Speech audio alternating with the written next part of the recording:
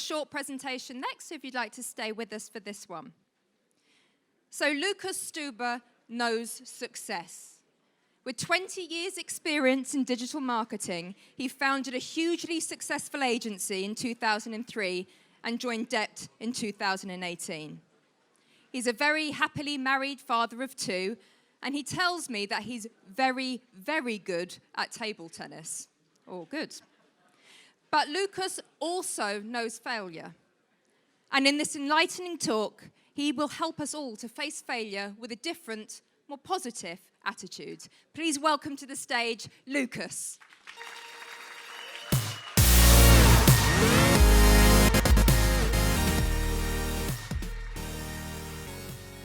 Yeah, hi everybody, thanks for joining, and the table tennis part really impressed you, right? So I'm really happy to be here today and to talk about failures, because I honestly think that failures are a much underappreciated part of our lives, especially in a business context. We are used to tell each other success stories, and we hear a lot of success stories on stages, at conferences, and at the same time, we all know that in order to achieve success, we have to fail first. But we rarely ever talk about it. And so I thought, wouldn't it be nice to get on stage just for once and talk about stuff that went wrong?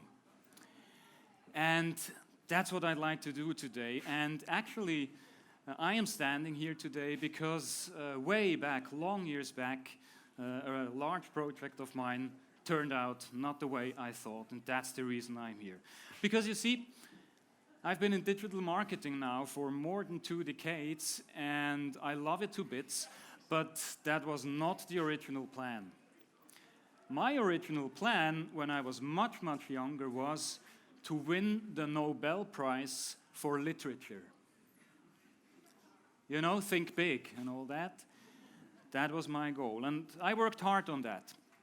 I wrote day and night, and I neglected my studies, and after 2 years of toil, my first novel was ready to be published, or so I thought. I sent it to all the major publishing houses in Switzerland, and all I got in return was a nice pile of polite rejection letters. So I wrote a second novel, and I wrote a third novel, and the closest thing to success I got during that phase was when I got invited by one of the most famous publishers in Switzerland who wanted to have a chat with me because he had read one of my manuscripts. I was very excited, and I went there, and it was a gorgeous guy with white hair, really lots of it, and he told me in a very kind and fatherly way to keep writing as a hobby and go find myself a proper job. So that was a bit of a setback, and I went home and began to write my fourth novel. And this time I actually succeeded. And I sold my fourth novel to a nice publisher in Switzerland, got a nice advance, and I got through the editorial process, and 1 year later I held my first novel printed out in my hands. It was a wonderful moment. Now, you are surely all aware of the fact that the most important part of a book is the spine, because that's what you see when you put the book onto the shelf, right? And it was so great to see my name on that spine, except it wasn't. Doesn't work, doesn't matter, because on the spine they hadn't printed my name. On the spine it didn't say Lukas, like I wished, it said this.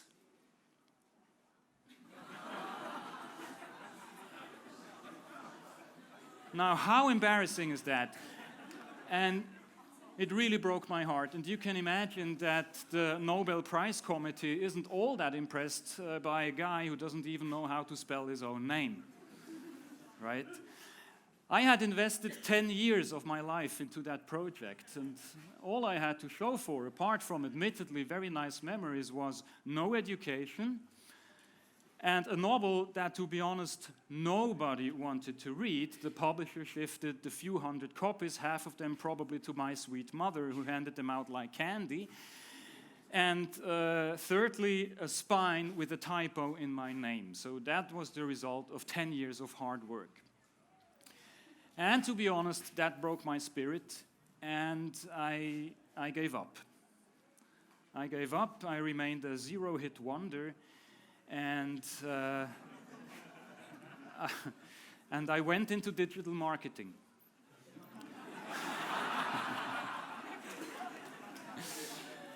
And this for 3 reasons. So reason 1 was that back then you didn't need an education to go in digital marketing because nobody knew anyway how this stuff worked. Second of all, I got paid. That was nice too. And third, I was absolutely sure that other than in writing, I would get very quick results. And boy, did I get them. One of my first clients was a guy who was offering cheap hosting space in Switzerland. And he had heard that I knew everything about this newly invented thing called Google AdWords, and which was true. I had worked with the stuff for at least 2 months by then. And so he hired me to set up some Google AdWords campaigns for him. And that I did, sat together with him for a day, and in the evening everything was online. And the following night, while he was asleep, this poor guy was racking up a click cost of $985,000 while offering cheap hosting space in the tiny market of Switzerland. It was Armageddon, and, and I was responsible for that. Huh? How's that for a fuck-up? And you can imagine for just 1 second the kind of phone call I got the next day, right? So, turned out to be completely fair. It wasn't all my fault. So the geo-targeting had gone rogue, and the ads of those guys, they were spread all over the globe during the night. That wasn't really the intention, and it didn't have to pay a fraction of that money. So I'm quite happy about that. But for me, that was an eye-opener. If something so innocently looking like a Google ad could rack up so much cost during a single night, then there was a business. And armed with this insight, with this profound insight, we went and founded a company that was focusing on this part of digital marketing. And that was very nice. It really worked well, and we grew, and we got clients, and we were able to hire people. And after like 6 or 7 years in 2010, I thought we'd seen it all, we knew it all, except we didn't. At that time, our largest client got a new CEO, and he wanted to know what we were doing for his company and why we spent so much money in this single channel, and we showed him our beautiful graphs and statistics and all the campaigns we were very, very proud of, and he didn't like it. He said, that's no good. You have to do that completely differently. You have to set up feeds, and you have to do it in an automated way, and you have to do it in real time and whatnot. And that was 2010, and this guy had no idea how AdWords worked. So I told him, that's not the way it's done. And then he looked me in the eye, and he told me in a very matter-of-fact tone, you're an asshole. Now, that was so utterly strange in this moment that I had a niggling suspicion that he could be right.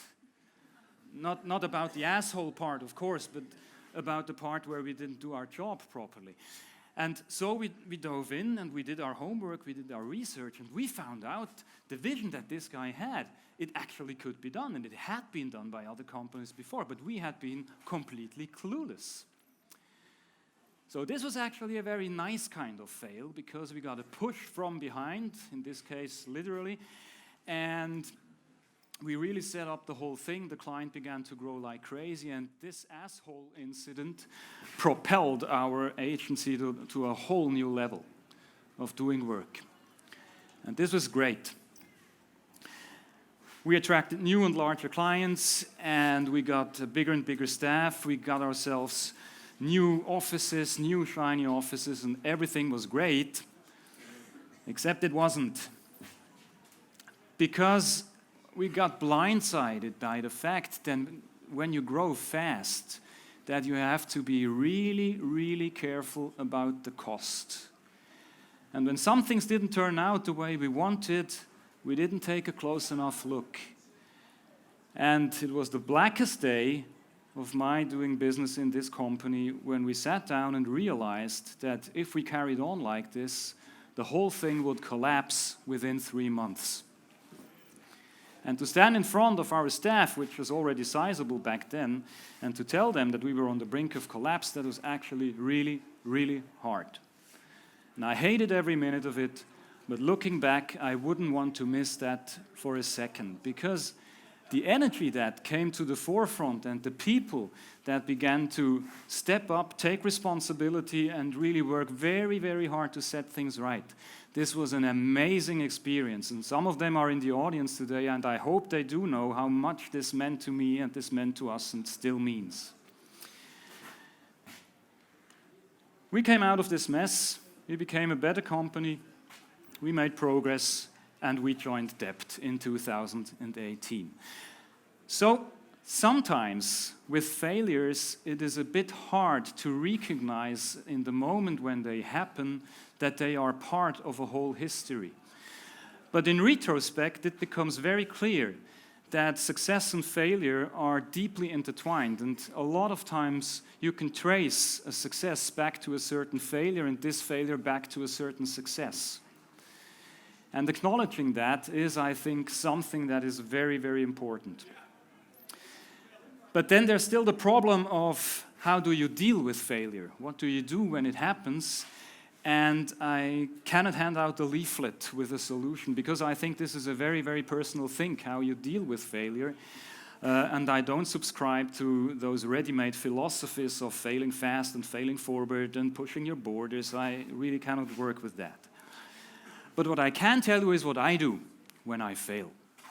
When I fail, I go and hide in the nearest Starbucks. And I grab a coffee and I recline in one of those ridiculously comfortable chairs and I take a long, hard look at the ceiling. And then I try to transform this failure into a story I can tell on a cloudy afternoon. I embellish it a bit, I don't tamper with the outcome, I write better dialogues and give me the best lines, and then I can tell it. And this way I own this failure, and it's not some evil from outside that befell me. For you, this may be something that you could try time and again, and I encourage you to do so because it really works. And I love to hear other people's failures, by the way. For me, when I realized that this is the thing that I'm doing, for me this meant something completely different.